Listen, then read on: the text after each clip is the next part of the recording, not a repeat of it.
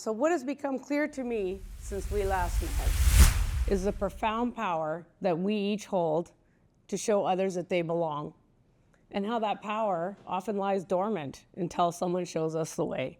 So let me share an experience that opened my eyes to this idea. My husband, son, and I had started training at a gym. We were training in boxing and kickboxing. And a few months after we'd started training there, the gym signed on with Gracie Baja for their Brazilian Jiu-Jitsu program. So my husband and son decided right away that they also wanted to start training in Jiu-Jitsu, but I didn't want to. I had all of my excuses lined up like a wall. I don't like people in my personal space, which a lot of people know that about me. I'm not a competitive person. I don't even like fighting. I'm too old, and I was a 185 pounds plus size woman at the time and felt that I was too big to be on the mats. But really beneath that was a much harsher truth that I didn't see anybody who looked like me on the mats.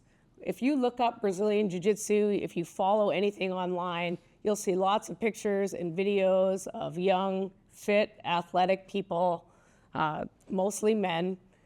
You didn't really see anything around about middle-aged women. And if you did see photos of older women, they were always slim and very fit. So I decided to stay on the sidelines. At the time, I was working and in school, so while my husband and son would train in jiu-jitsu, I'd sit on the bench on the side and watch class and do schoolwork. And the coach would always come over periodically. Every once in a while, he'd come over and nudge me, like, when are we gonna see you on the mats? When are you gonna join a class? And I'd just laugh and be like, oh, no, it's not for me. And that was it. I just stayed kind of where I was. But over the time when I was there, something shifted, because eventually I realized that I was perpetuating the very thing that kept me there. By sitting on the sidelines, there wasn't going to be anyone like me on the mats. If I wanted to see someone like me, I had to be that person. And really, at that point, it wasn't about me anymore. It was also about other women who might come into the gym. Maybe they'll see me on the mats and think I can do this too. So after an entire year of sitting on the sidelines, I was on a break from school, so I'd finally run out of excuses, and I put on a gi and stepped onto the mats for the first time. It was terrifying and exhilarating. It was an interesting experience. Now, I've been training for almost 12 years. I'm pretty consistent, twice a week.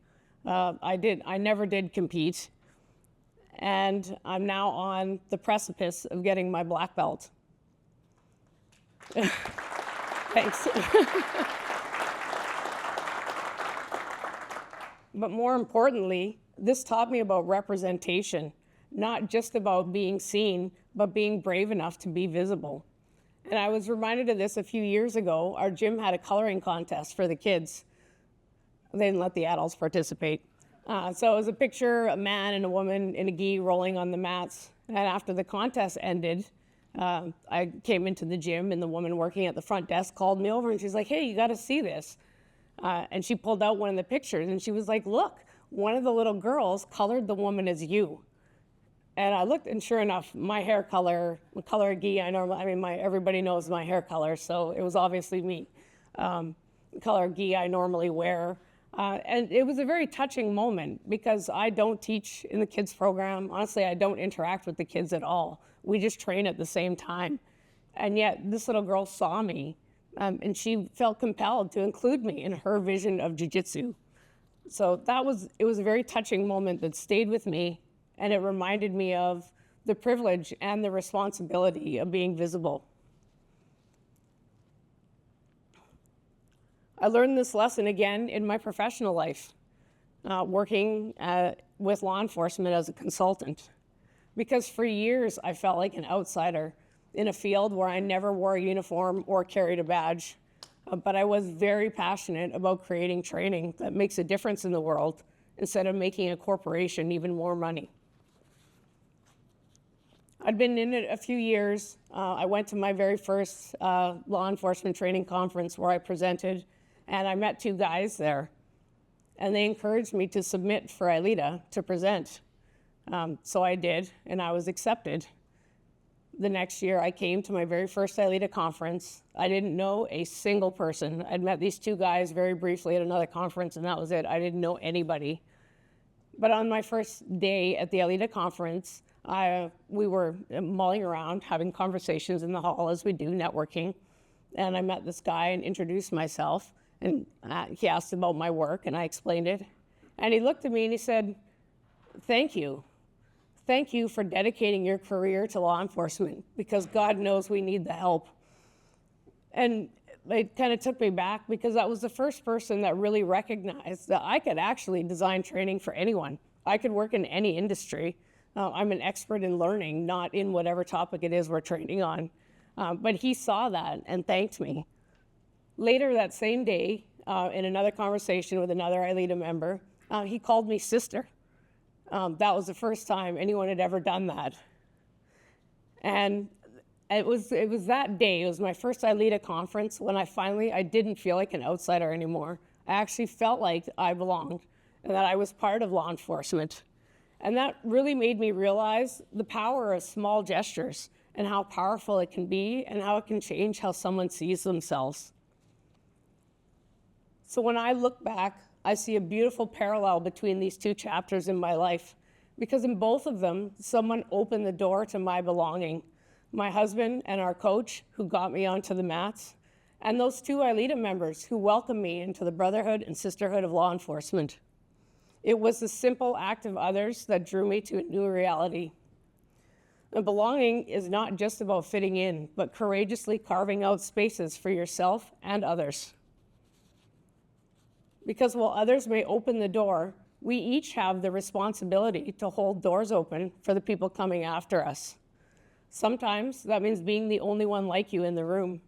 Sometimes it means being visible when you'd rather hide. And sometimes it's simply saying to someone that you belong. Because representation is not something that happens by chance or through institutional mandates. It starts with individual choices. My choice to step on the mats, my choice to stay in law enforcement training, and someone else's choice to say sister instead of civilian. So today when I train, I make sure that I'm visible. I'm much smaller now thanks to Ozempic, but I'm still visible on the mats. Yeah. And when I work, I carry myself with confidence as someone who knows that she belongs. And everyone who sees me over the years at ILEETA sees that. I know I belong here. A few weeks ago, I had an opportunity to attend a women's jiu-jitsu camp where I shared the mats with up to almost 200 women of all ages, shapes, sizes, and athletic abilities. It was an amazing experience, and it was something I could have never imagined when I first started 12 years ago, to see that many women and so much representation. We've come a long way in 12 years, but we still have a ways to go. As most people know, in gyms, the women are maybe 5%. So we still got a ways, but we're getting there. Because what has become clear to me is that belonging isn't something we feel, it's something that we create. And while we can't control who held doors open for us in the past, we absolutely control how wide we hold those doors open for everyone in the future. So I ask you, what doors are you uniquely positioned to open? Who might be watching from the sidelines, waiting for someone else to step forward? Because the most powerful thing we can do is be visible, be present, and show others that they belong. Thank you.